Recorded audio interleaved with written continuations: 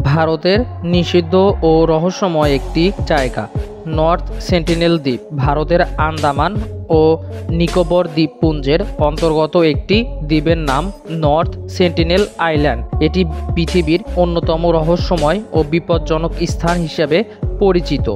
এই দ্বীপে বসবাস করে এক প্রাচীন আদিবাসী গোষ্ঠী সেন্টিলিস, যাদের সম্পর্কে খুব তথ্যই জানা যায়। এই গোষ্ঠী বইয়ের জগতের সঙ্গে কোনো যোগাযোগ চায় না। তারা একেবারে প্রস্তর যুগের মতো জীবনযাপন করে এবং আধুনিক সভ্যতার সবকিছুই হুমকি হিসেবে দেখে। কেউ যদি দ্বীপে প্রবেশের চেষ্টা করে, তারা সঙ্গে সঙ্গে আক্রমণ করে। 1991 সালের পর থেকে ভারত সরকার এই দ্বীপে প্রবেশ সম্পূর্ণরূপে নিষিদ্ধ ঘোষণা করেন। ভারতীয় নৌবাহিনী দ্বীপের চারপাশে নজরদারি চালায়, যেন কেউ ভুল করেও সেখানে পৌঁছে না যায়। 2018 সালে একজন মার্কিন নাগরিক খ্রিস্টান ধর্ম প্রচারের উদ্দেশ্যে দ্বীপে প্রবেশ করলে সেন্টিলিসরা তাকে হত্যা করে ফেলে।